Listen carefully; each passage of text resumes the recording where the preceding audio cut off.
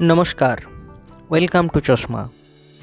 গল্প শুরুর আগেই আপনাদের কাছ থেকে প্রথমে আমি চেয়ে নেব ক্ষমা, কারণ একটা লং সময় ধরে আমাদের চ্যানেলে গল্প আসে না।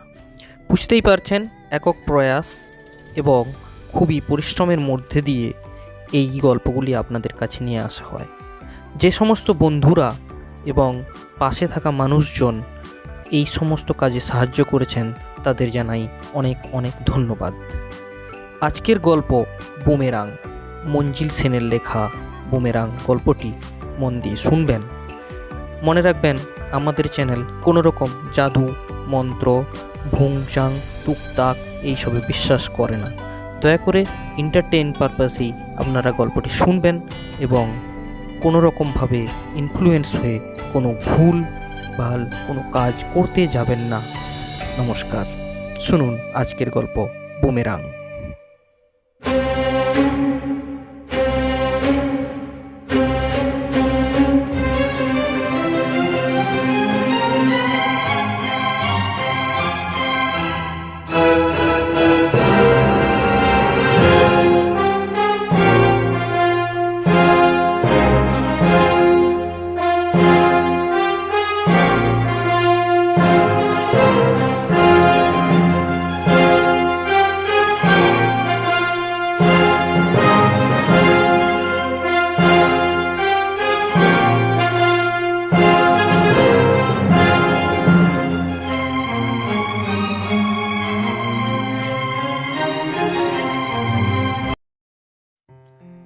অনেকদিন পর হঠাৎ অমিতাভর চিঠি পেয়ে দিব্যেন্দু বেশ অবাকই হলো।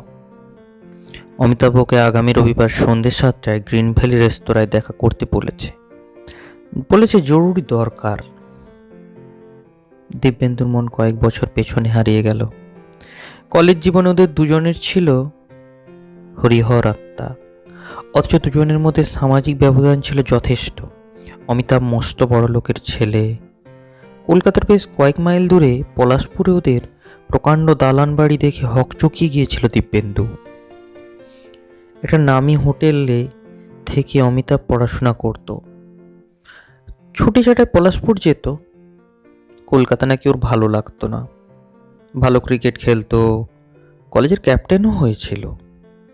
সেই সুবাদে আর পোশাক পরিচ্ছদের পরিপাটে খুব অল্প দিনেই ও ছাত্রমহলে প্রিয় পাত্র হয়ে উঠেছিল। দিব্যেন্দু সাধারণ মধ্যবিত্ত ঘরের ছেলে। ওকে পড়াশোনা করে বড় হতে হবে এই ধারণাটা ওর মা বাবা ছোটবেলাতেই ওর মনে ঢুকিয়ে দিয়েছিল। স্কুলে বরাবর ভালো রেজাল্ট করে 4টে লেটার নিয়েও শেষ ধাপ ডিঙিয়েছিল। অমিতাভর টাকা পয়সার অভাব ছিল না, আর দিব্যেন্দুর ছিল না আত্মপ্রত্যয়ের অভাব। দুজনের মধ্যে অনেক বিষয়ে ঘোর অমিল সত্ত্বেও কেমন করে মনের মিল হয়ে গেল, সেটাই আশ্চর্য। অমিতাভ মাঝে মধ্যেই দিব্যেন্দুকে তার দেশের বাড়িতে নিয়ে গেছে, বলতে গেলে প্রায় বগল দাবা করেই নিয়ে গেছে। কোনো ওজোর আপত্তি গ্রাহ্য করেনি। পলাশপুরের প্রকাণ্ড বাড়িতে শুধু অমিতাভর বাবা, আরেক বিধবা পিসি, এক পাল ঝিচাকর নিয়ে বসবাস করতেন। অমিতাভর বন্ধু বলে দিব্যেন্দু সেই বাড়ির একজন হয়ে উঠেছিল। অমিতাভর ব্যক্তিগত অনেক ব্যাপারেই হয়ে দাঁড়িয়েছিল ওর প্রধান উপদেষ্টা। আপনা থেকেই যেন একটা দায়িত্ব বর্তে গিয়েছিল। কলেজের শেষ বছরে পরীক্ষার ঠিক মুখে মাত্র 1 মাসের ব্যবধানে প্রথমে অমিতাভর বাবা, তারপর পিসি মারা গেলেন।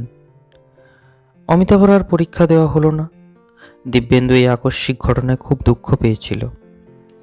তারপর অমিতাভর কি যেন হলো, পলাশপুর ছেড়ে চলে গেল। মাঝে মাঝে দিব্যেন্দু ওর চিঠি পেয়েছে, খুব সংক্ষিপ্ত চিঠি, ভারতবর্ষের নানান তীর্থস্থান থেকে। তারপর একসময় সে চিঠিও বন্ধ হয়ে গেল। সে আজ 8 বছর আগেকার কথা। ইতিমধ্যে দিব্যেন্দু সিএ পাস করে চার্টার্ড অ্যাকাউন্ট্যান্ট হয়েছে।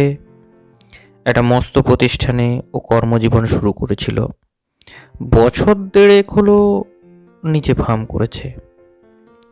অল্প দিনের মধ্যে ওর প্রতিষ্ঠানের নাম ছড়িয়ে পড়েছে, বিস্তর কাজ। এসব কিছুর মূলেই আছে দিব্যেন্দুর উদ্যম, আত্মবিশ্বাস, আদর্শবোধ আর নিষ্ঠা। ইংরেজিতে যাকে বলে সেলফ মেড ম্যান। দিব্যেন্দু হলো তাই। 7টার কিছু আগেই দিব্যেন্দু গ্রিন ভ্যালিতে পৌঁছে গেল। মনে মনে ও একটা উত্তেজনা অনুভব না করে পারছিল না। অমিতাভের প্রতি ওর একটা আন্তরিক ভালোবাসা আর দায়িত্ববোধ আবার যেন মাথা চাড়া দিয়ে উঠতে চাইছে। অমিতাভ এলো 7টা 10-এ। ওকে দেখে চমকে গেল দিব্যেন্দু। অমিতাভর ফর্সা রং তামাটে হয়ে গেছে, মুখে কালো ছোপ পড়েছে। সত্যিকার সুপুরুষ ছিল অমিতাভ। ফিটফাট পোশাকে আরও সুদর্শন দেখাতো। সেই মানুষটার চেহারা শুধু বদলে যায়নি, পোশাকের পরিপাটটাও ঘুচেছে। ঢিলে ঢালা পোশাক, ওখানে ওখানে কুঁচকে আছে, সব মিলে 8 বছর আগেকার অমিতাভরে যেন একদিন ছায়া। অমিতাভই প্রথম কথা বলল। একটা চেয়ার টেনে দিব্যেন্দুর মুখোমুখি বসতে বসতে বলল, কতক্ষণ এসেছিস? বেশি না, এই মিনিট 15 হয়েছে আর কি। আমার একটু দেরি হয়ে গেল, জ্যামে পড়েছিলাম তো তাই। একটু কৈফিয়তের সুরে অমিতাভ বলল। তারপরে প্রসঙ্গ পাল্টে প্রশ্ন করল, খুব রেগে আছিস তো আমার উপর? তোর সঙ্গে যোগাযোগ রাখিনি বলে? আমার খুব অন্যায় হয়ে গেছে রে, তুই আমাকে এবারের মতো ক্ষমা করে দে। ওর এই ধরনের কথা শুনে দিব্যেন্দু হেসে ফেলল। বলল, আরে ওসব কথা থাক, 8 বছর পর তোর সঙ্গে দেখা, কি যে ভালো লাগছে। কেমন আছিস বল ভাই? দাঁড়া, তার আগে কিছু খাওয়ার দিতে বলি আগে। একজন সার্ভারকে ডেকে অমিতাভ খাবার অর্ডার দিল। দিব্যেন্দুর জন্যই বেশি, নিজের জন্য অতি সামান্য। জানিস তো, আমি অগ্নিমান্দ রোগে ভুগছি, একদম খিদে পায় না। কত কি করলাম, কিচ্ছু হলো না। আরে চিকিৎসা করলেই তো, ভালো চিকিৎসা করলেই তো হয়ে যাবে। আর তা কোন ডাক্তার দেখছেন তোকে বলতো? এ রোগ সারানো কোনো ডাক্তারের কর্ম নয়, সে ব্যাপারেই তোর সঙ্গে পরামর্শ করতে চাই। তুই আমার অকৃত্রিম বন্ধু, তুই যদি আমাকে সাহায্য না করিস তবে। কি আবল তাবল বকছিস? তোর দরকারে আমি পাশে থাকবো না, এমন চিন্তা তোর মাথায় এলো কেমন করে? প্রায় ধমকের সুরেই বলে উঠল দিব্যেন্দু। যাক, আমি নিশ্চিন্ত হলাম। অমিতাভর মুখে একটা স্বস্তির ছায়া ফুটে উঠল। আমার কাহিনী শুরু করার আগে তোকে একজনের নাম জিজ্ঞেস করছি, বিরূপাক্ষ চক্রবর্তী। তুই বিরূপাক্ষ চক্রবর্তীর নাম শুনেছিস? বিরূপাক্ষ চক্রবর্তী? কিছুদিন আগে খবরের কাগজে এই নামটা নিয়ে খুব শোরগোল উঠেছিল। ভদ্রলোক নাকি দৈব শক্তি অর্জন করেছেন, সত্যিকার ক্ষমতাধারী। একটা ক্রিমিনাল কেসেও জড়িয়ে পড়েছিলেন, কিন্তু প্রমাণের অভাবে বেকসুর খালাস পেয়েছিলেন। যে পুলিশ অফিসারের হাতে কেসটা ছিল, ওই মামলার পর হঠাৎ তিনি মারা যান। তার বয়স ছিল 35। ডাক্তারি মতে হার্ট ফেলিওর। তুই কি সেই ভদ্রলোকের কথাই বলছিস? হ্যাঁ, ভালোই হলো ব্যাকগ্রাউন্ডটা তোর জানাই আছে, আমাকে নতুন করে আর বলতে হবে না। বিরূপাক্ষ চক্রবর্তী আমার জীবন বিস্ময় করে তুলেছে দিব্যেন্দু। তুই শুনলে অবাক হবি, 3 মাসে পলাশপুরে আমার ওখানে ছিল। কেন? না মানে কেন তোর ওখানে কেন থাকবে? দিব্যেন্দু অবাক হয়ে ওর দিকে তাকালো। হোটেল বয় ইতিমধ্যেই টেবিলে খাবার সাজিয়ে দিয়েছিল। একটা চামচ দিয়ে নিজের প্লেটের খাবার নাড়াচাড়া করতে করতে অমিতাভ বলল, আমি গোড়া থেকেই শুরু করি। বাবা আর পিসিমাকে হারিয়ে আমি ভীষণ আঘাত পেয়েছিলাম। মনে হয়েছিল জীবনে আর কোনো অবলম্বন নেই। বাবা যে টাকা পয়সা রেখে গিয়েছিলেন তা আমার পক্ষে শুধু পর্যাপ্তই নয়, অপর্যাপ্ত। আমার কিন্তু নিশ্চিন্ত আরামের জীবন কেমন একটা বিতৃষ্ণা এসে গিয়েছিল। বেরিয়ে পড়লাম, নানা তীর্থে ঘুরলাম, কিন্তু কিছুতেই মনের শান্তি পেলাম না। গত 8 বছর খ্যাপার মতো আমি পরশ পাথর খুঁজে বেরিয়েছি, আমার পরশপাথরটা অবশ্য মনের শান্তি। সাধু সন্ন্যাসীদের চেলাগিরি থেকে কি না করেছি আমি, কিন্তু শান্তি শান্তি কিছুতেই পেলাম না। দেখতে দেখতে কতগুলো বছর কেটে গেল। শেষের 2 বছর আমি পুরীতে ছিলাম, কিন্তু সমুদ্র আমাকে শান্তি দিতে পারলো না। একদিন অমাবস্যার রাতে নির্জন সমুদ্র বেলায় দাঁড়িয়ে আমি ভাবছিলাম, জীবনে ইতি টানলে কেমন হয়। হঠাৎ সেই ইচ্ছাটা আমার মধ্যে প্রবল হয়ে দেখা দিল, হয়তো আর একটু হলেই সমুদ্রে ঝাঁপ দিতাম। ঠিক সেই মুহূর্তে কাঁধে একজনের স্পর্শে আমি চমকে উঠলাম। এইভাবে জীবন শেষ করলে কি শান্তি পাবেন? পাশ থেকে একজন বলে উঠলেন, নরক যন্ত্রণার সম্বন্ধে কোনো ধারণা আছে আপনার? আত্মহত্যা করলে সেখানে গিয়ে পৌঁছতে হবে। সেই ভদ্রলোকই হলেন বিরূপাক্ষ চক্রবর্তী। তিনি আমার সঙ্গে আমার হোটেলে এলেন। আমি আমার মধ্যে একটা ভীষণ একটা পরিবর্তন অনুভব করতে লাগলাম। বিরূপাক্ষর উপস্থিতি আর সান্নিধ্য আমাকে কেমন যেন আচ্ছন্ন করে ফেলল। মনের অবসাদ, অশান্তি, জাদুমন্ত্র বলে যেন সব দূর হয়ে গেল। আমি যে আত্মহত্যার কথা ভাবছিলাম তা ভদ্রলোক কেমন করে বুঝতে পারলেন, সে কথা ভেবেও খুব আশ্চর্য হলাম। ভদ্রলোক নিশ্চয়ই সম্মোহন বিদ্যা জানেন, তাই তো মনের অস্থিরতা বুঝতে অসুবিধা হয়নি। শুধু সম্মোহন বিদ্যা হলে তো কথাই ছিল। আমার ধারণার লোকটার উপর শয়তান ভর করেছে, কিংবা শয়তানের দূত, যাক সে কথা। বিরূপাক্ষ পরদিনই হোটেলে আমার ঘরে উঠে এলেন। আমি কোনো আপত্তি করলাম না, করতে পারলাম না। বিশ্বাস কর দিব্যেন্দু, ভদ্রলোকের আচরণে আর কথাবার্তার এতটুকু খুঁত আমার চোখে পড়েনি, বরং আমার মন কেমন যেন হালকা হতে শুরু করলো। ভদ্রলোকের বাকপটুত্ব অসাধারণ। দর্শন, ইতিহাস, ধর্ম, সামাজিক সমস্যা কি নেই, সব কিছুরই ওপর তার অগাধ দখল।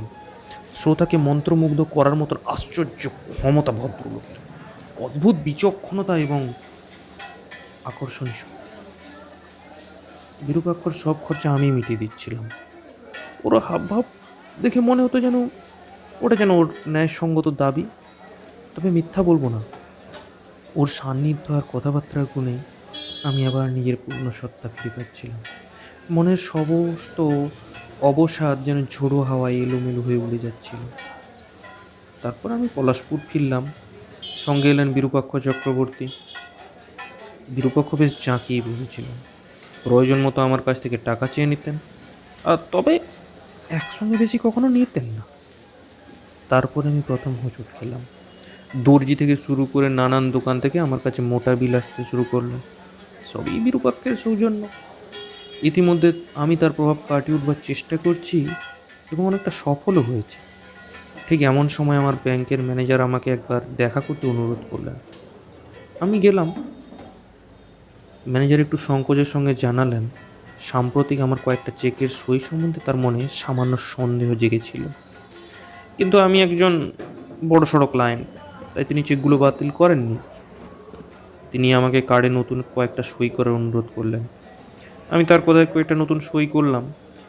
পরে যে চেকগুলো সম্বন্ধে ম্যানেজারের সন্দেহ হয়েছিল তার একটা আমি দেখতে চাইলাম। 3 দিন আগের একটা চেক ম্যানেজার আমার হাতে তুলে দিলেন। টাকার অঙ্ক বেশি নয়, 100 টাকা।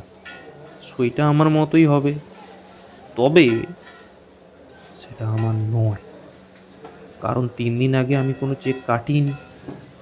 বিরূপাক্ষই যে আমার সই জাল করে ব্যাংক থেকে টাকা তুলেছেন সে বিষয়ে আমার মনে কোনো সন্দেহ ছিল না।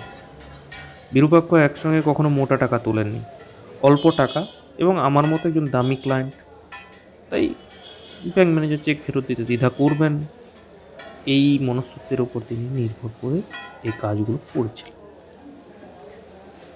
আমি উপলব্ধি করলাম ভদ্রলোকের কবল থেকে এবার আমার মুক্তি পাওয়ার দরকার। আরও 2টি ঘটনা আমার মনে বিরূপ প্রতিক্রিয়া সৃষ্টি করেছিল। আরে তুই তো জানিস আমাদের বাড়িতে ঝি চাকরের সংখ্যা কম নয়, অনেক দিন ধরেই সবাই আছে। আমি তাদের কাউকে ছাড়াইনি। ওরা গরিব মানুষজন, আর আমার টাকার অভাব নেই, তাই যে যেমন ছিল তেমনই আছে। আমি লক্ষ্য করলাম বিরূপাক্ষ তাদের উপর যথেষ্ট প্রভাব বিস্তার করে ফেলেছেন, যেন তিনিই বাড়ির কর্তা আর তারা তার হুকুমের দাস। দ্বিতীয় যে ঘটনাটা আমার দৃষ্টি আকর্ষণ করেছিল তা হলো বিরূপাক্ষকে প্রায়ই দেখতাম পুরনো কিছু পুঁথি নিয়ে মগ্ন হয়ে থাকতেন। আমি একদিন কৌতূহলী হয়ে একটা বই উল্টে পাল্টে দেখছিলাম, তালপাতার পুঁথি। পুঁথির মলাটের ওপর নীলকালিতে মোটা অক্ষরে লেখা প্রেত সিদ্ধের গুপ্ত মন্ত্র, আর একটা বিবর্ণ ছবি। বিবর্ণ হলেও ভয়াবহ। একটা মূর্তি লম্বা লম্বা দু হাত বাড়িয়ে সামান্য ঝুঁকে রয়েছে, যেন কাউকে অনুসরণ করছে। তার দু চোখে হিংস্র দৃষ্টি, মাথায় দুটো শিং, গায়ে কালো আলখাল্লার মতো পোশাক। ছবিটার দিকে তাকিয়ে আমি শিউরে উঠেছিলাম। মনে হয়েছিল শয়তানিতে ভরা চোখ দুটো জীবন্ত আর আমার দিকে তাকিয়ে আছে। পুরো বইটা পালিতে লেখা, পাতায় পাতায় শ্লোক। পালি আমি অল্প স্বল্প জানি, কিন্তু এই পুঁথির পাঠোদ্ধার আমার পক্ষে সম্ভব হয়নি। তবে একটা কথা বুঝেছিলাম, শ্লোকগুলো কোনো দেবতার উদ্দেশ্যে নয়, বরং শয়তানের উদ্দেশ্যে বলেই আমার মনে হয়েছিল। সবচেয়ে বড় কথা, বইটা হাতে নিতেই আমার শরীরে কেমন একটা বিরূপ প্রতিক্রিয়া সৃষ্টি হয়েছে। যা হোক, ব্যাংকের ব্যাপার নিয়ে বিরূপাক্ষের সঙ্গে আমি কথা বললাম। তাকে জানালাম এই ঘটনার পর আমার বাড়িতে আর থাকা সম্ভব নয় তার। বিরূপাক্ষ আমার কথা শুনলেন, কোনো প্রতিবাদ করলেন, একদম নিস্তব্ধ হয়ে থাকলেন। পরদিন সকালেই তিনি আমার বাড়ি ছেড়ে চলে গেলেন। তবে একটা কথা আমি স্বীকার করব, আমার অশান্ত মনে তিনিই শান্তি ফিরিয়ে এনেছিলেন। তার মধ্যে একটা অদ্ভুত ক্ষমতা আমি অনুভব না করে পারিনি। যাবার আগে আমার কপাল স্পর্শ করে ভদ্রলোক কী সব মন্ত্র উচ্চারণ করেছিলেন। আমাকে বলেছিলেন আমার মনে আবার যাতে অশান্তি না আসে তার জন্য প্রার্থনা করলেন। এ ঘটনার দিন 15 পরে আমি তার কাছ থেকে একটা চিঠি পেলাম। চিঠিতে তিনি লিখেছেন, মাঝ খানিকের জন্য তিনি কলকাতার বাইরে যাচ্ছেন। এই চিঠির সঙ্গে আরও একটা কাগজ ছিল। কাগজে আঁকা একটা ছবির ধার ঘেঁষে কাঁচি দিয়ে কাটলে যেমনটি হয় তেমন একটা ছবির নকশা। ছবিটা একটা মূর্তির। তালপাতার পুঁথির মলাটে যে ভয়াবহ ছবি ছিল হুবহু সেই ছবির নকল, তবে আরও একটা স্পষ্ট আর বীভৎসভাবে রং করা। বিরূপাক্ষ চিঠিতে লিখেছিলেন, এই ছবিটা খুবই শক্তিশালী এক পুরুষের ভাবরূপ। আমার ছন্ন ছাড়া জীবন সুসংহত করতে এই ছবিটি খুবই সাহায্য করবে। ওটা কপালে ঠেকে একটা মন্ত্র উচ্চারণ করতে আমাকে তিনি নির্দেশ করেছিলেন। দিব্যেন্দু, তুই বিশ্বাস কর, আমার নিজের শক্তি যেন হারিয়ে ফেলেছিলাম। কোনো এক অদৃশ্য শক্তির প্রেরণায় ওটা আমি কপালে ঠেকিয়ে মন্ত্রটা উচ্চারণ করেছিলাম। কি সেই মন্ত্র? দিব্যেন্দু কৌতূহলে প্রশ্ন করল। সেও এক অদ্ভুত ব্যাপার। আমি ওটা পরে কিছুতেই মনে করতে পারিনি। ওই কাটা কাগজের নকশাটা পরদিন আমি খুঁজে পাইনি, অথচ আমার স্পষ্ট মনে আছে ওটা আমি আমার ডায়েরির মধ্যে ঢুকিয়ে রেখেছিলাম। তারপর থেকে অদ্ভুত সব ঘটনা ঘটতে শুরু করেছে। অমিতাভ একটু দম নেবার জন্য থামল। কি অদ্ভুত ঘটনা? দিব্যেন্দু বেশ উৎসুক হয়ে উঠেছে। সেই রাত থেকেই অন্ধকারে আনাচে কানাচে আমি একটা অস্পষ্ট সব ছায়া মূর্তি দেখছি। ঘরে, বাগানে, রাস্তায়, সর্বত্র ওরা যেন আমাকে অনুসরণ করছে, কিংবা অন্ধকারের আড়াল থেকে আমার উপর নজর রাখছে। বিরূপাক্ষ যে ছবির নকশাটা পাঠিয়েছিল, ছায়ামূর্তিগুলো অবিকল সংস্করণ, এক কথায় ভয়াবহ। যত দিন যাচ্ছে ছায়াগুলো ততই স্পষ্ট হয়ে উঠছে। আচমকা ওরা এসে হাজির হয়, কখন কোথা থেকে আসবে তা স্পষ্ট নয়। আগে থেকে বুঝবার কোনো উপায় নেই, তবে রাত্রির দিকেই তাদের বেশি দেখা যায়। একটা অদ্ভুত ভয়াবহ পরিবেশের মধ্যে আমি বাস করছি। কতদিন ধরে এই ঘটনা ঘটছে? দিব্যেন্দু প্রশ্ন করল। আগামীকাল 1 মাস পুরনো হবে। তুই নিশ্চয়ই ভাবছিস আমার মাথা ঠিক নেই। না না, আমি তা মনে করছি না। তোর মাথা ঠিকই আছে, কিন্তু তুই ওখান থেকে চলে আয় না, আমার এখানে থাকতো। তোর কি আপত্তি বল? এখানে থাক, এমন কিচ্ছু হবে না। তোর বাড়িতে এই অভিশপ্ত ছায়াগুলোকে টেনে আনতে বলছিস? না, তা হয় না দিব্যেন্দু। তাছাড়া আমি অন্যখানে গিয়েও দেখেছি, ওরা আমাকে ছাড়ে না। যেখানেই যাই না কেন, ওরা আমাকে অনুসরণ করবে। এই জন্য কি তোর খাওয়া দাওয়াতে রুচি নেই? হ্যাঁ, এবং চোখের ঘুম নেই। একটা ভয়ঙ্কর দুঃস্বপ্নের মধ্যে দিয়ে কাটাচ্ছি দিব্যেন্দু। বুঝে দেখ একবার ভাই। দিব্যেন্দু ওকে সাহস দিয়ে বলল, তুই চিন্তা করিস না অমিতাভ, আমি তোর পাশে আছি। এবার থেকে বিরূপাক্ষকে দুজনের সঙ্গে মোকাবিলা করতে হবে। তুই আমাকে বাঁচালি ভাই। অমিতাভ একটা গাঢ় নিঃশ্বাস ফেলে বলল, কিভাবে যে আমার দিন কাটছে। দিনের বেলা সূর্যের আলো, মানুষজন, গাড়ি ঘোড়া, সে এক আলাদা জগৎ। আর কিন্তু সন্ধ্যের পর থেকেই শুরু হয় বিভীষিকার রাজত্ব। ব্যাপারটা নিয়ে একটু আলোচনা করা যাক। দিব্যেন্দু চিন্তিত মুখে বলতে শুরু করলো, তুই বলছিস বিরূপাক্ষ ছবিটা পাঠাবার পর থেকেই তুই সেই ছবির হুবহু ছায়া দেখতে শুরু করেছিস। হতে পারে ভদ্রলোক সম্মোহনবিদ্যায় পারদর্শী, তোকে সম্মোহিত করে ভয় দেখাচ্ছে। তা হতে পারে, কিন্তু ওর হাত থেকে নিষ্কৃতি পাওয়ার পথ আমি খুঁজে পাচ্ছি না। পথ পাওয়া যাবেই। কেউ যদি একটা বাঁধন দিতে পারে, অন্য কেউ সেটা খুলতে পারবে। দিব্যেন্দু আত্মপ্রত্যয়ী কণ্ঠে বলে উঠেছিল, দিব্যেন্দু, আজ আমার সঙ্গে তুই পলাশপুর একটু যাবি ভাই? প্লিজ ভাই, প্লিজ। অমিতাভ অনুনয়ের সুরে বলে উঠেছিল, এখন হ্যাঁ, গাড়িতে ঘন্টা তিনেক লাগবে। এখন রওনা হলে রাত 12টার আগেই পৌঁছে যাব। রোজ রাতে ওই সময় আমার বাগানে ওই ছায়া মূর্তিগুলোকে আমি নড়াচড়া করতে দেখি। তোকে আমি দেখাতে চাই আমি সত্যিই দেখছি না আমার দৃষ্টিভ্রম, তা আজ পরীক্ষা হয়ে যাবে। বেশ, আমি রাজি। তবে আমাকে একবার বাড়ি হয়ে যেতে হবে, অফিসের ব্যাপারে কয়েকটা ফোন করতে হবে। ঠিক আছে, তারপর চলছি। ঠিক আছে, তবে চল এখনই ওঠা যাক।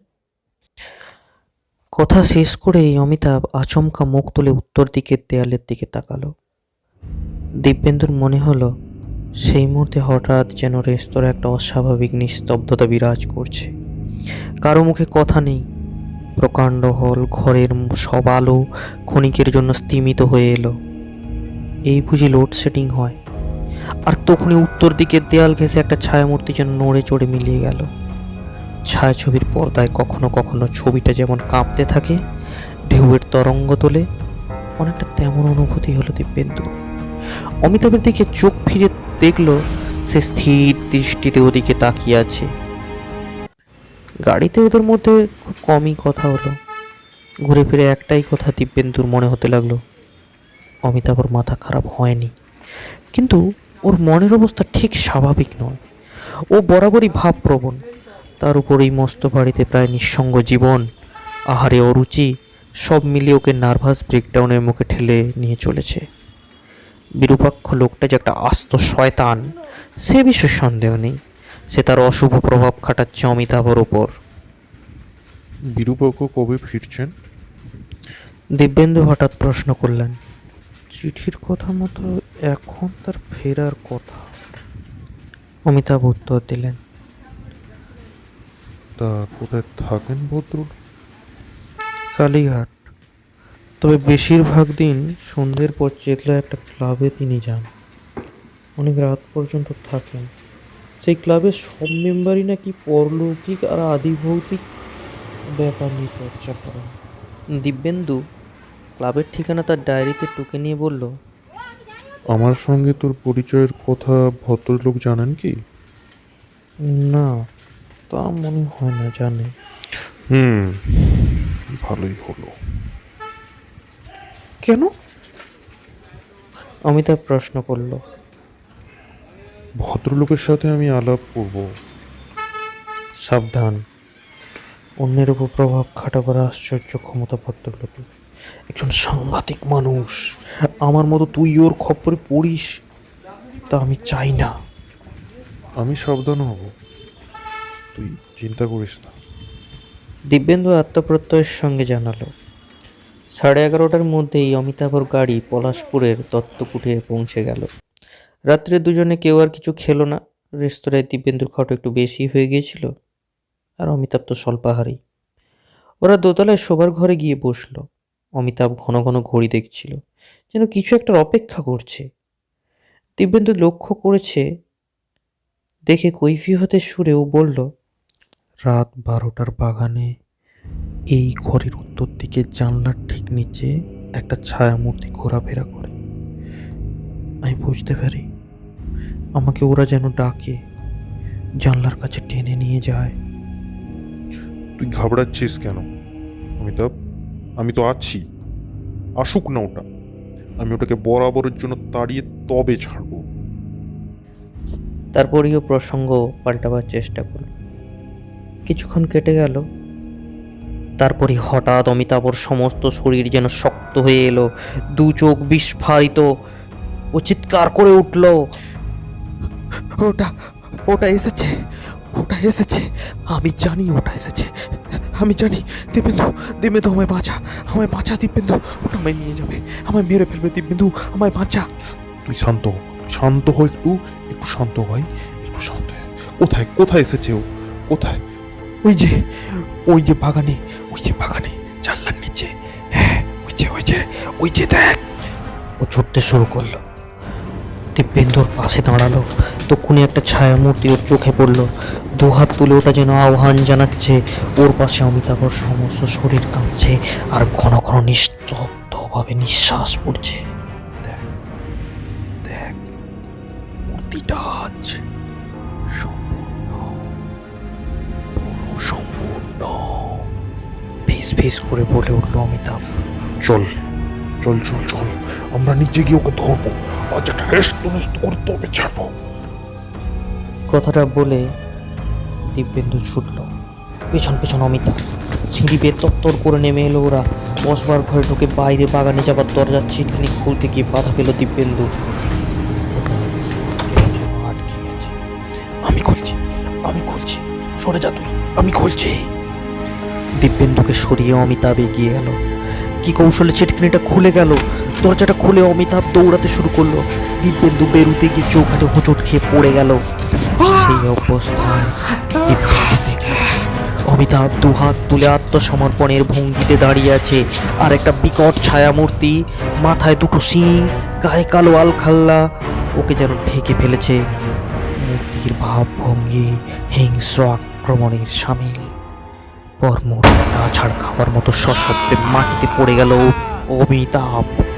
দিব্যেন্দু পড়িমড়ি করে উঠে দৌড় লাগালো। ডাক্তার ডেকে আনলো সে।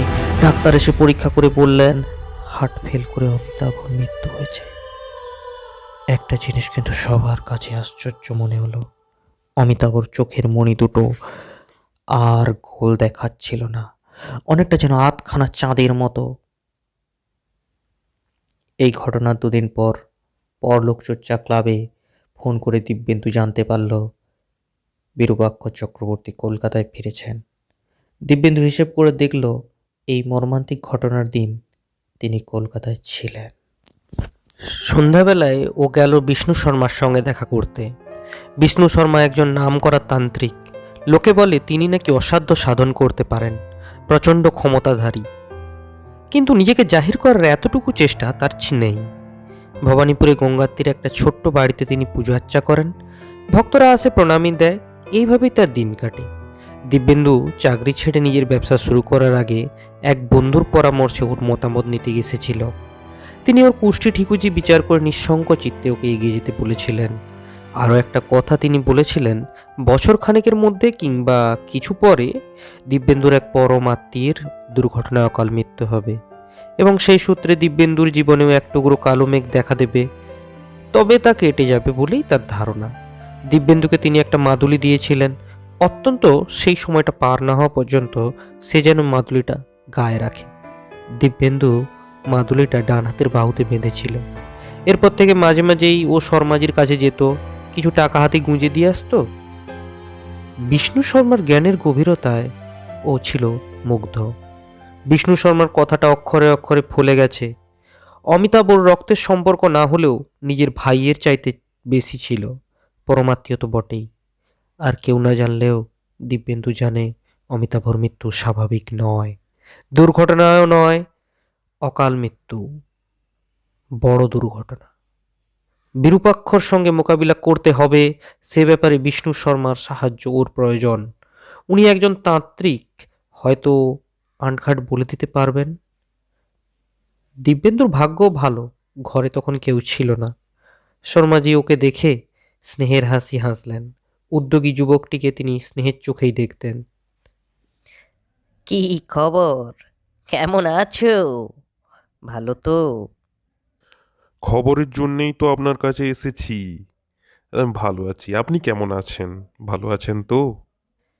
হ্যাঁ, আমি ভালো আছি। তা বলো, খবরটা বলো। দুটো খবর। প্রথম, বিরূপাক্ষ চক্রবর্তীর নাম কি আপনি শুনেছেন? আর দ্বিতীয়, কারো ক্ষতি করবার উদ্দেশ্যে নকশা কাটা, মানে বীভৎস এক মূর্তি আঁকা কাগজ অবিকাল ওই ধাঁচে কেটে কাউকে পাঠাবার কি কোনো রীতি আপনার জানা আছে? বিষ্ণু শর্মার মুখ গম্ভীর হলো, কপালে ভাঁজ পড়ল। তিনি বললেন, আপনার দুটো প্রশ্নের উত্তর আমার জানা আছে, এবং আমি আপনাকে এই পরামর্শই দেব, কোনো মতেই এই দুটির কোনোটার সঙ্গেই আপনি নিজেকে জড়াবেন না। শুধু বিপজ্জনক বললে ছোট করা বলা হবে, খুবই খুবই ভয়ানক। দুঃখের বিষয়, আমি জড়িয়ে পড়েছি। এখন আর ফিরে আসার পথ নেই। দুদিন আগে আমার এক প্রাণের বন্ধু মারা গেছে, দুর্ঘটনাই বলতে পারেন। সে ঘটনার পরে আসছি। তার আগে বিরূপাক্ষ চক্রবর্তীর সম্বন্ধে আপনি যা জানেন আমাকে বলুন। উনি প্রচণ্ড ক্ষমতার অধিকারী। আধ্যাত্মিক না, আমার ভুল হলো। বরং বলা উচিত আদিভৌতিক ক্রিয়াকর্মে উনি খুব উচ্চ মার্গে উঠেছেন। শুনেছি এজন্য তিনি নানা জায়গায় ঘুরেছেন। তিব্বতী গুরুর কাছে পাঠ নিয়েছেন, জাদুবিদ্যা, ডাকিনী বিদ্যা, ভামরি বিদ্যা, এই সব নিয়ে চর্চা করেছেন। এখন নাকি তিনি শয়তানের উপাসক হয়ে একটা সংঘ গড়েছেন। এক কথায় অশুভ শক্তি নিয়ে ভদ্রলোকের চর্চা। এই হলো বিরূপাক্ষ চক্রবর্তীর সংক্ষিপ্ত চরিত্র। এবার ওই কাগজের নকশা সম্বন্ধে যা জানি তা বলছি। ঘণ্টা দেড়েক পর যখন দিব্যেন্দু বিদায় নেবে, বিষ্ণু শর্মা বললেন, বিরূপাক্ষ চক্রবর্তী আদি ভৌতিক বিষয়ে কয়েকটা বই লিখেছেন। আমার কাছে গোটা চারেক আছে, আপনাকে দিচ্ছি, মন দিয়ে পড়বেন। মঙ্গলবার আর শনিবার সন্ধ্যে 7টায় আপনি আমার কাছে আসবেন।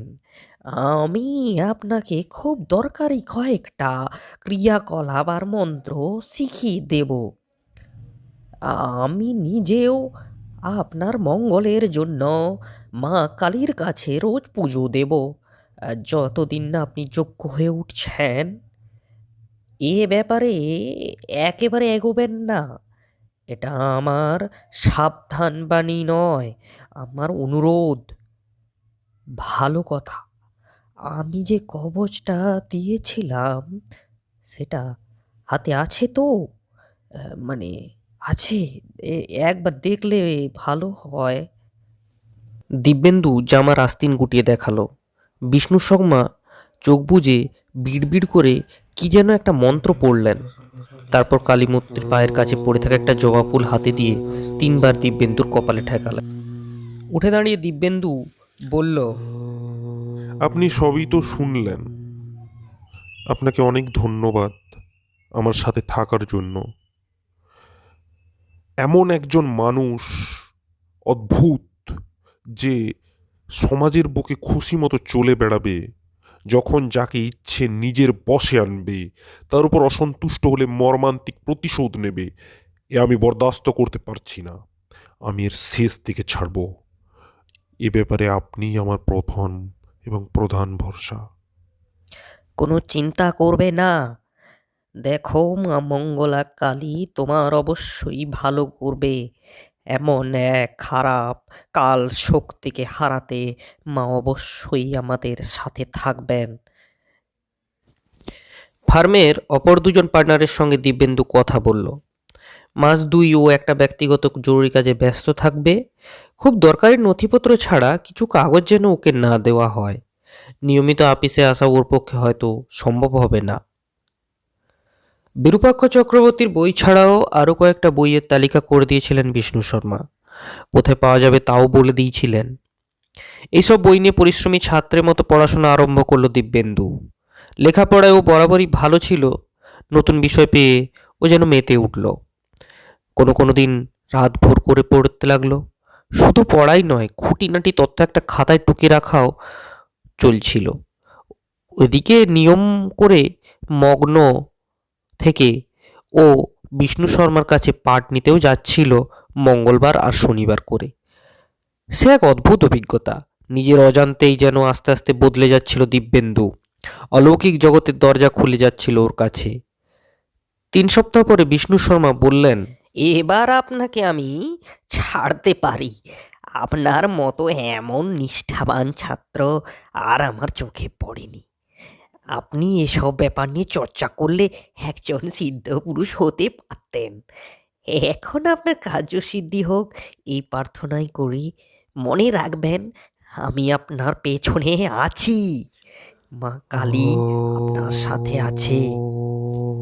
সেদিন সন্ধ্যাবেলা চেতলার একটা পুরনো সদর দরজায় দিব্যেন্দুকে দেখা গেল। এই বাড়ির একটা বড় ঘরে বিরূপাক্ষদের সভা বসে। বাড়ির মালিক নিজেও একজন এই সংঘের সক্রিয় সদস্য। দিব্যেন্দু ভেতরে খবর পাঠালো বিরূপাক্ষ চক্রবর্তীর সঙ্গে সে দেখা করতে চায়। মিনিট খানেক পরেই ওকে ভেতরে নিয়ে যাওয়া হলো। একটা বড় হল ঘরে স্তিমিত আলোয় একটা মস্ত গোল টেবিলের চারপাশে জনাদশেক ভদ্রলোক ঘন হয়ে বসেছিলেন। ঘরের মধ্যে একটা উৎকট নিস্তব্ধতা। দিব্যেন্দু ঘরে ঢুকতে একজন ভদ্রলোক উঠে দাঁড়িয়ে ওকে ডেকে এক কোনায় বসিয়ে চেয়ার দিলেন। দিব্যেন্দুকেও বসতে অনুরোধ করলেন।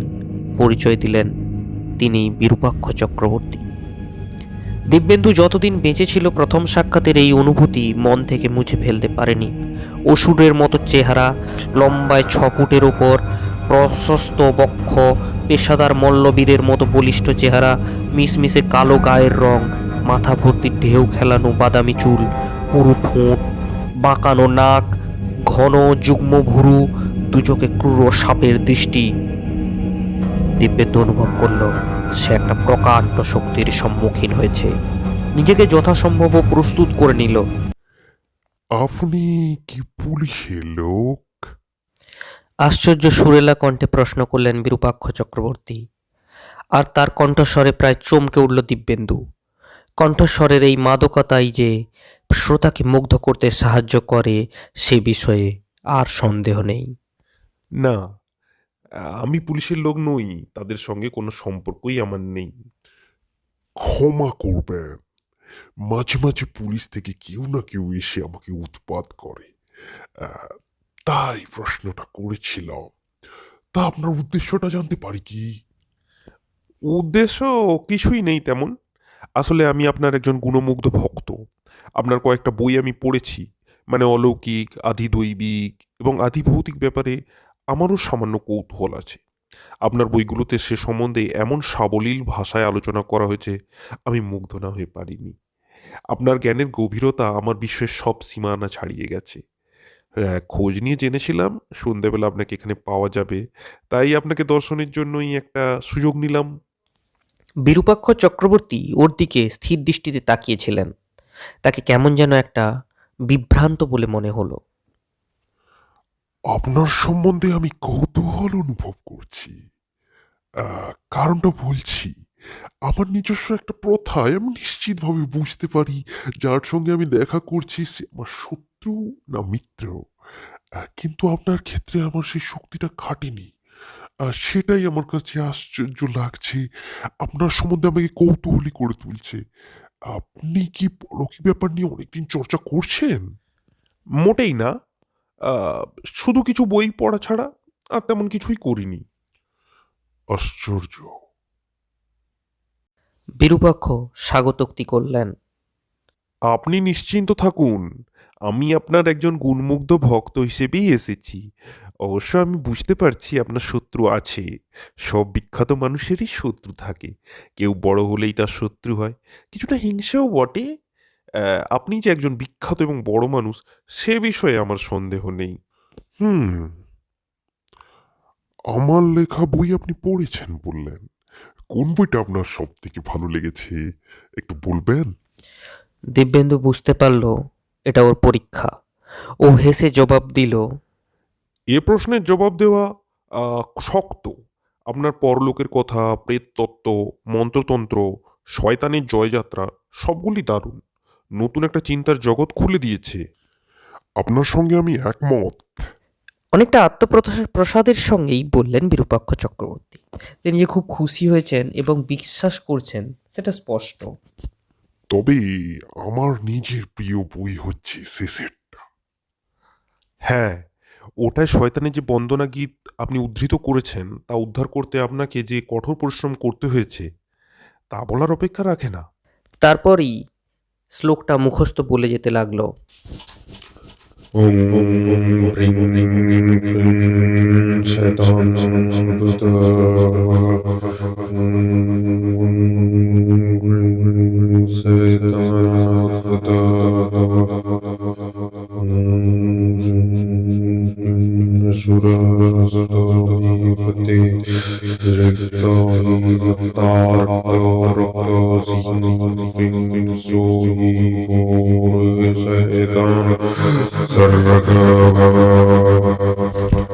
বাহ, আপনি তো খুব সুন্দর আবৃত্তি করেন।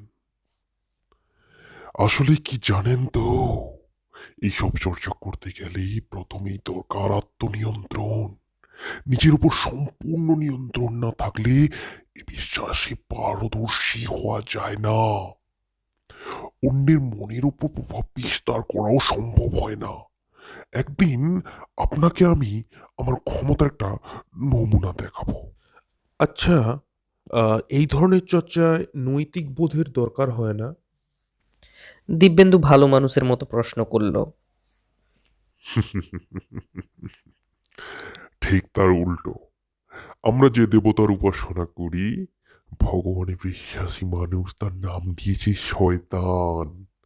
সুতরাং ভগবানে বিশ্বাসী মানুষের কাছে যা কিছু ভ্রষ্ট ও নীতিহীন, আমাদের কাছে তাই গ্রহণযোগ্য। আর প্রতিহিংসা? আমাদের শাস্ত্রে ক্ষমা নামে কোনো কথা নেই।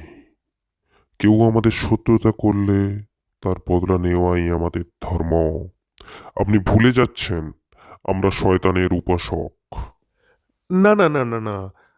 আমি শুধু জানতে চাইছিলাম, আপনি আপনাদের উপাস্য দেবতার উপর কোনো বই লেখেননি?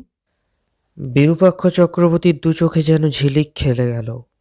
তিনি বললেন, আপনি আমার মনের কথা বলে দিলেন। এ বিষয়ে একটা বই লেখা আমার সারা জীবনের ইচ্ছা। অনেক তথ্য জোগাড় করেও ফেলেছি। আহ, ঘণ্টাখানেক আলোচনার পর বিরূপাক্ষ চক্রবর্তী জিজ্ঞাসা করলেন, কিন্তু আপনার পরিচয় তো পেলাম না। নাম ধাম পেশা, মানে পরিচয়টা একটু দিলে ভালো হয়। আমি একজন চ্যাটার্ড অ্যাকাউন্ট্যান্ট। কিছুদিন হলো নিজের ফার্ম খুলেছি, নাম দিব্যেন্দু সরকার। ধাম গড়িয়াহাটা রোড। ও, আপনি তবে একজন সিএ। রোজগার নিশ্চয়ই ভালো। তা ভগবানের, মাফ করবেন, আপনাদের আরাধ্য দেবতার কৃপায় আয় মন্দ নয়। হুম, মাপ করতে পারি যদি আপনি আমাকে শখানিক টাকা ধার দেন। আমার ব্যাগটা ফেলে এসেছি তো, তাই। নো প্রবলেম, হারে নিন। দিব্যেন্দু পাশ থেকে 100 টাকার নোট বের করে দিল। আপনি এখনো ইনফ্যান্ট স্টেজে আছেন। তাই ওসব ভগবান টগবান এখন ছাড়তে পারেননি। আমাদের আরও দেখা হওয়া দরকার। আমিও তাই বলতে যাচ্ছিলাম। আপনার অসুবিধা না থাকলে এ সপ্তাহে যে কোনো দিন রাত্রে আমরা একসঙ্গে খেতে পারি। বেশ, আজ হলো মঙ্গলবার, বৃহস্পতিবার হতে পারে। ঠিক আছে, আমার বাড়িতে রাত 8টা। অ্যাকসেপ্টেড। আপনার বাড়ির ঠিকানাটা বলুন, নোট করে নিই। পরদিন সন্ধ্যায় বিষ্ণু শর্মাকে দিব্যেন্দু বলল, অমিতাভর কি অবস্থা হয়েছিল তা এখন আমি মর্মে মর্মে উপলব্ধি করছি। ভদ্রলোকের যেমন প্রকাণ্ড চেহারা, তেমন ব্যক্তিত্ব, কথাবার্তায় যেন জাদু আছে। আহ, যে কেউ 2 মিনিটই তার সঙ্গে কথা বললে প্রভাবান্বিত না হয়ে পারবে না, মানে বশ করে ফেলেন একদম। আপনি আমার পেছনে না থাকলে আমিও নিশ্চয়ই তার একজন শিকার হয়ে পড়তাম আজ। হুম, বুঝলুম। আমি ওর সম্বন্ধে আরো খোঁজ খবর নিয়েছি। হ্যাঁ, শয়তানের অনুচর বলেই ওকে আমার মনে হয়েছে। যতই ক্ষমতা উনি অর্জন করে থাকুন না কেন, শয়তান কখনো দেবতার ওপর আধিপত্য বিস্তার করতে পারেনি, ভবিষ্যতেও পারবে না। পাপ চিরকাল পুণ্যকে দাবিয়ে রাখতে পারে না। শুনুন, বৃহস্পতিবার আপনি এমন ভান করবেন যেন উনি মনে করেন আপনি ওনার সহজ শিকার হয়ে পড়েছেন। ওর বিশ্বাস অর্জন করতে পারলেই দুর্বলতার সূত্রগুলো প্রকাশ পাবে। আর সে তখন আমাদের কাজ করতে সুবিধে হবে। সত্যি কথা বলতে কি, মানে আমার যে ভয় করছে না, এ কথা বললে মিথ্যে হবে। আপনার দয়ায় এবং আমার মানসিক প্রস্তুতির জন্যেই উনি আমাকে সম্মোহন করে মনের কথা এখনো জানতে পারেননি। কিন্তু কোনো মতে আমার মনের মধ্যে যদি উনি প্রবেশ করেন, তবেই সর্বনাশ। হ্যাঁ, সে কথা আমিও ভেবে দেখেছি। এই আমার যা করণীয় আমি তা করেছি। তবু আপনি এটা সঙ্গে রেখে দিন। একটা চৌকো কালো জিনিস তিনি দিব্যেন্দুর হাতে দিয়ে বললেন, বিরূপাক্ষর সঙ্গে যখনই দেখা করবেন এটা যেন সঙ্গে থাকে, ভুলবেন না কিন্তু।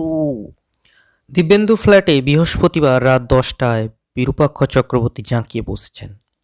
একটু আগেই খাওয়া দাওয়া শেষ হয়েছে। মোগলাই খাওয়ার আয়োজন করেছিল দিব্যেন্দু। প্রচুর খেয়েছেন ভদ্রলোক, বেশ পরিতৃপ্ত। একটা মস্ত চুইট ধরিয়েছেন আর ঘর ধোয়ায় ধোয়ায় ভরিয়ে দিয়েছেন। শুনেছি আপনি জাদুবিদ্যায় পণ্ডিত।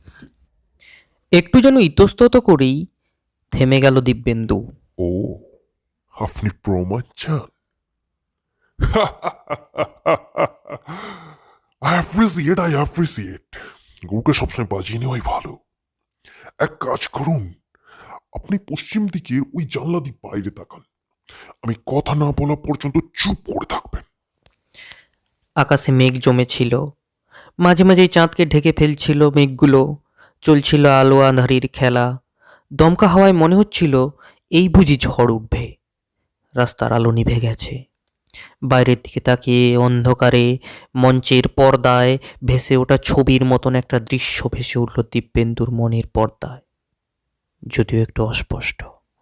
একটা পাহাড়, সারি সারি পাইন গাছ, অল্প বরফ পড়ছে। হঠাৎ কোথা থেকে কে একজন দৌড়ে এলো। তার চোখে মুখে ফুটে উঠেছে সন্ত্রাস। ছুটছে আর পেছনে ফিরে তাকাচ্ছে, ছুটছে আর পেছনে ফিরে তাকাচ্ছে।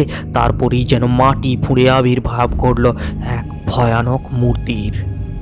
আবছা এক মূর্তি, মাথায় দুটো শিং, সামনের দিকে ঝুঁকে দুহাত প্রসারিত করে সে তাড়া করছে সেই মানুষটাকে। দিব্যেন্দু চমকে উঠল। এ মূর্তি ওর অপরিচিত নয়। লোকটা প্রাণ ভয়ে ছুটছে, কিন্তু মূর্তিটার দ্রুত দূরত্ব কমিয়ে আনছে। তারপর একসময় মূর্তিটা ধরে ফেললো সেই ধাবমান মানুষটাকে। রাহু যেমন চাঁদকে গ্রাস করে, তেমন গ্রাস করে ফেললো বলে মনে হলো দিব্যেন্দু। পর মুহূর্তে মিলিয়ে গেল মূর্তিটা, আর সেই মানুষটা দেখা গেল মাটিতে পড়ে নিশ্চল, নিস্তব্ধ। কেমন দেখলেন? সাংঘাতিক, সাংঘাতিক, আমি যেন একটা আতঙ্কের ঘুরে ছিলাম। যার এই নিষ্ঠুর পরিণতি আপনি দর্শন করলেন, সে এক সময় আমার প্রতি দুর্ব্যবহার করেছিল। ভেবেছিল পাহাড়ি দুর্গম অঞ্চলে পালিয়ে আমার হাত থেকে নিষ্কৃতি পাবে। আমার ক্ষমতার হাত দুটো যে সুদূর প্রসারিত, তা বেচারা বুঝতে পারেনি। আপনার এই ক্ষমতার সামান্য যদি আমি অর্জন করতে পারতাম। দিব্যেন্দু মৃদু কণ্ঠে বলল। দিব্যেন্দু দেখল বিরূপাক্ষ হাসলেন। ছোট ছেলের আবদারে বড় কেউ যেমন সস্নেহে হাসেন, অনেকটা তেমন। আপনাকে আমাদের সঙ্গে গ্রহণ করব ভাবছি। আপনার মধ্যে একটা পদার্থ আছে। যাক, আমি এবার উঠি। আমাকে আবার সঙ্গের আশ্রমে যেতে হবে। দিব্যেন্দু বুঝল আশ্রম বলতে চেতলার সেই বাড়িটার কথাই বিরূপাক্ষ বললেন। এখন ও একটু অবাক হয়ে প্রশ্নটা করল।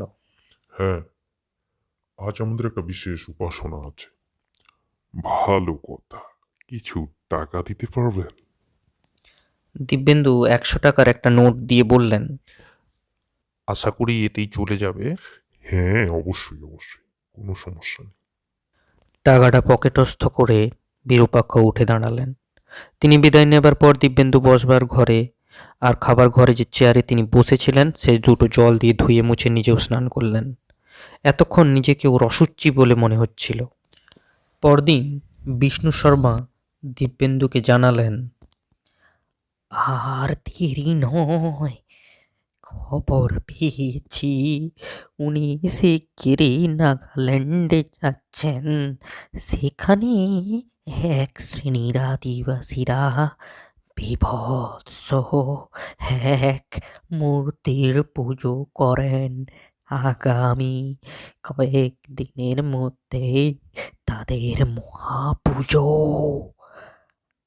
আদিম আর অপ্রচলিত মন্ত্রতন্ত্রের চর্চা আছে তাদের সীমিত গণ্ডির মধ্যে। আরও শক্তিধর হয়ে উঠতে চাইছেন বিরূপাক্ষ, তাই এই মন্ত্রগুপ্তি লাভের আশায় ব্যস্ত হয়ে পড়েছেন। সম্পূর্ণ এক শয়তানের প্রতিমূর্তি এই বিরূপাক্ষ। গত 2 মাস আমার কিভাবে কেটেছে তা শুধু আমিই জানি। আমি বুঝতে পারছি। আপনার কি মনে হয় উনি আপনাকে এখন বিশ্বাস করেন? আমার সম্বন্ধে উনি কি ব্যক্তিগত ধারণা পোষণ করেন তা আমি জানি না, তবে শুধু প্রয়োজনে আমি টাকা যোগাই। আপনি থাকলে কবেই আমি ওর সংসর্গ ত্যাগ করতাম। আপনি চমৎকার কাজ করেছেন।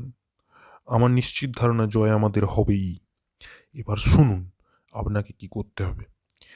আমি এমনভাবে সময় ধরে কাজ করব যাতে রাত 11টা নাগাদ বিরূপাক্ষ চক্রবর্তীর বাড়ি পৌঁছাতে পারি। আমি তার আগে আপনাকে ফোন করব। দিব্যেন্দু বলল, হ্যাঁ, আমিও আমার যা করণীয় তা করব। তাহলে আগামী মঙ্গলবার দিন পাকা। মা মঙ্গলা কালী আপনার ভালো করুন। আশীর্বাদ করি আপনার জয় হোক। মঙ্গলবার দিন একটা চীনের রেস্তোরাঁয় কয়েক পদ সুস্বাদু খাবার পরিতৃপ্তির সঙ্গে খেয়ে একটা টুথপিক দিয়ে দাঁত খোঁচাতে খোঁচাতে বিরূপাক্ষ বললেন, এরা রান্নাটা বেশ ভালোই করে। আহ, আপনাকেও আমার খুব ভালো লেগেছে মিস্টার সরকার। আমাদের ধর্ম দর্শন নিয়ে আপনি উৎসাহী, কিংবা প্রয়োজনে আপনি আমাকে টাকা ধার দিয়েছেন বলে ভালো লাগা নয়, অন্য একটা কারণে। আপনার বোধহয় মনে আছে, আমাদের প্রথম সাক্ষাতে আমি একটু বিভ্রান্ত হয়েছিলাম। আপনি শত্রু না মিত্র তা বুঝতে পারিনি। এখনো সে ব্যাপারটা আমার কাছে স্পষ্ট নয়। আমার ধারণা আপনার মধ্যে কিছু একটা ক্ষমতা আছে। আদিভৌতিক কোনো শক্তি আপনাকে ঘিরে রেখেছে। আপনি নিজেও তা জানেন না। একটা খুব শক্তিশালী প্রভাব আপনার হয়ে কাজ করছে। আমার মাঝে মাঝে মনে হয় এই শক্তিটা বোধ হয় আমার প্রতি মিত্র ভাবাপন্ন নয়, তবু আমি বলবো আপনার সঙ্গে দেখা সাক্ষাতে আমি আনন্দ পেয়েছি। আমি আশা করব এই সাক্ষাৎ মানে এমন ধরনের সাক্ষাৎ ভবিষ্যতেও হবে। এতক্ষণ ধরে আপনার মতন একজন জ্ঞানী পুরুষের সাহচর্য লাভ করা আমার পক্ষে পরম সৌভাগ্য। আপনি যে রহস্যময় শক্তির কথা বলছেন, আমি সত্যি সে ব্যাপারে কিছু জানি না। আর শত্রুতা, গত 2 মাসে আমি নিশ্চয়ই আপনাকে বিশ্বাস করাতে পেরেছি যে আমি আপনার শত্রু নই। হ্যাঁ, তা পেরেছেন। না হলে আজ আপনি আর আমার সঙ্গে বসে গল্প করতেন না। সঙ্গী হিসাবে আপনি চমৎকার, সে বিষয়ে আমার কোনো সন্দেহ নেই। তবে আপনার মধ্যে একটা বিভ্রান্তিকর ভাব আছে। যা হোক, এবার ওঠা যাক। আমি একটা কথা ভাবছিলাম। দিব্যেন্দু খানিক ইতস্তত করে বলল। কি ভাবছিলেন? বিরূপাক্ষ জানতে চাইলেন। কাজের ব্যাপারে আমাকে আগামীকাল কিছুদিনের জন্য বাইরে যেতে হবে।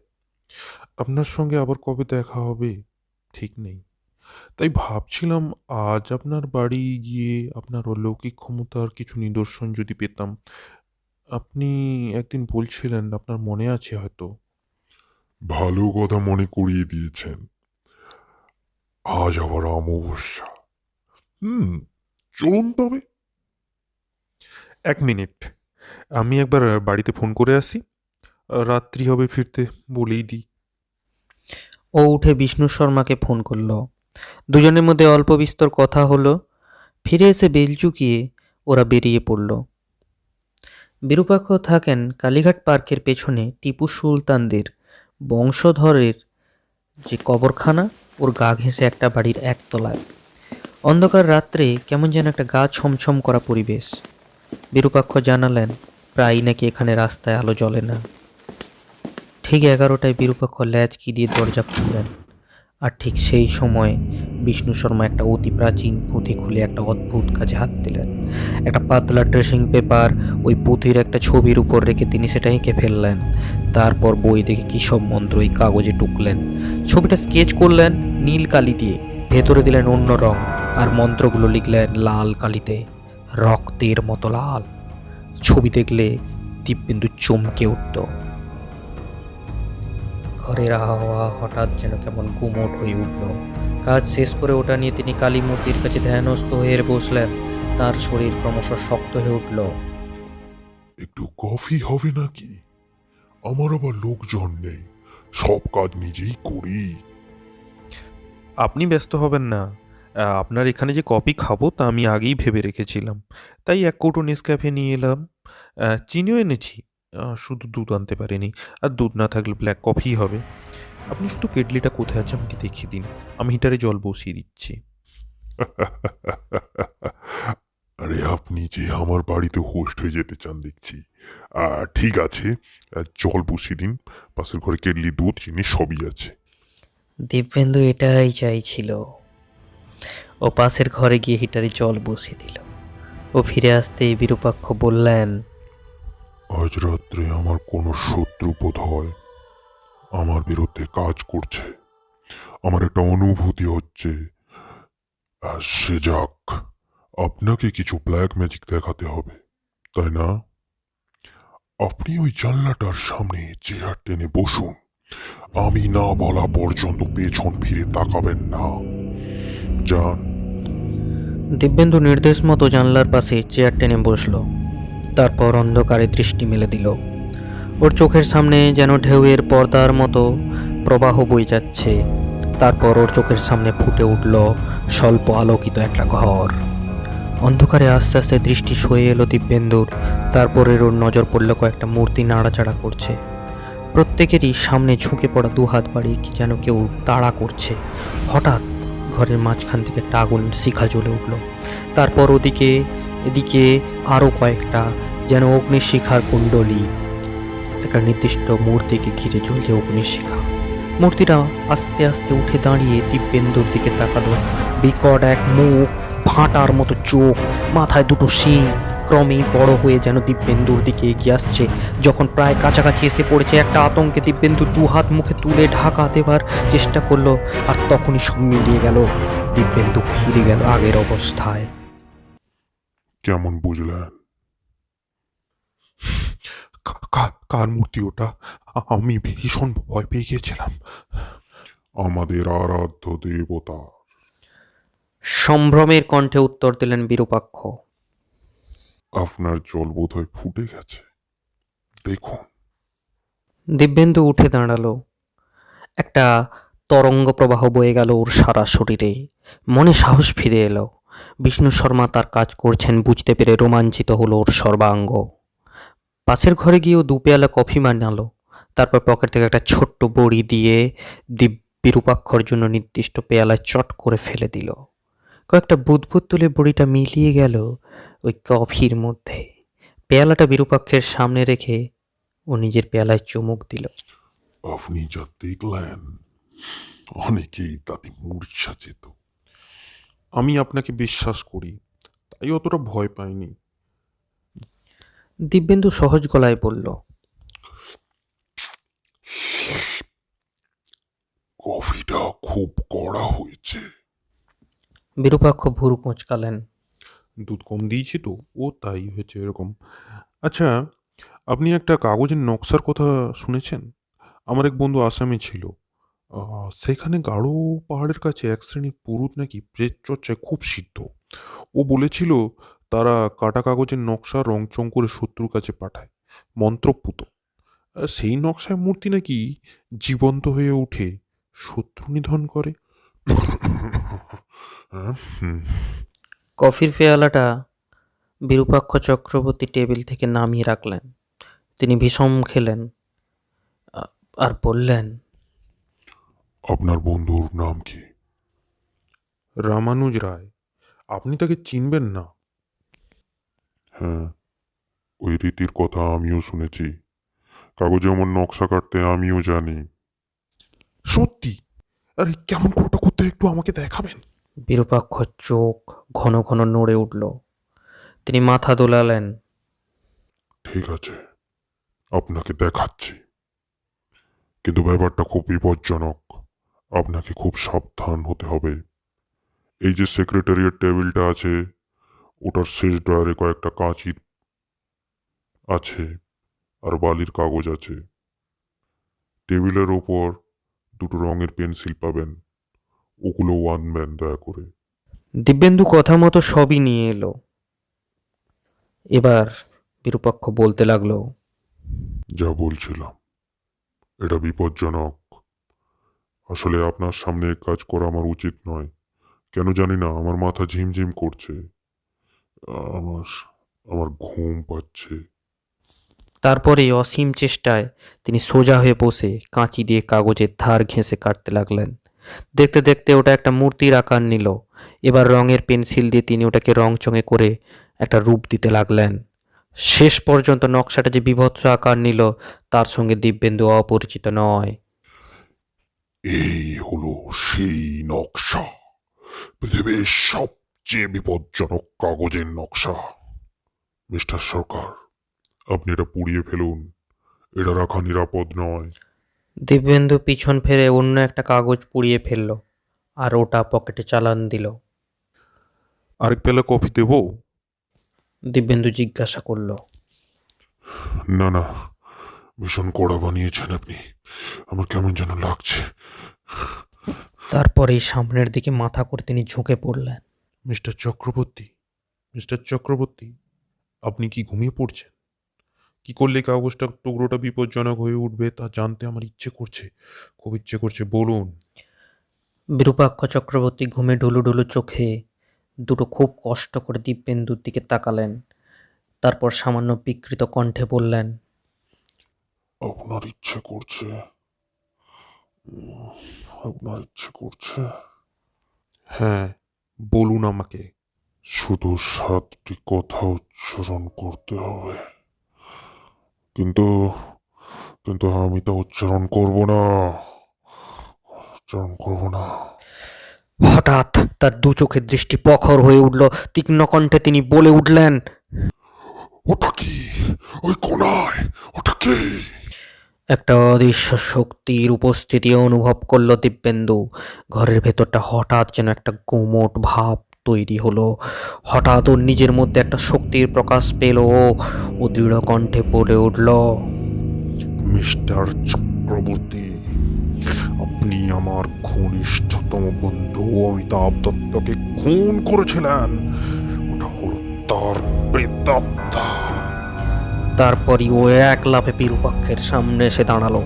ভদ্রলোক চেয়ারে টলমল করছিলেন। বাঁ হাত দিয়ে তার শক্ত করে চেপে ধরে ডান হাতে কাগজের নকশাটা তার কপালে ঠেকিয়ে ও বলল, এবার বলুন মিস্টার চক্রবর্তী, বলুন, সেই কথাগুলো উচ্চারণ করুন। বিরূপাক্ষ চক্রবর্তী উঠে দাঁড়ালেন। তার মুখে একটা বিকৃত ভাব ফুটে উঠেছে। দু চোখ যেন ফেটে বেরিয়ে আসতে চাইছে। চোখের মণি ধনুকের মতো দেখাচ্ছে। কষ বের গড়িয়ে পড়ছে ফেনা। দু হাত উপরে তুলে যন্ত্রণা কাতর কণ্ঠে তিনি বলে উঠলেন,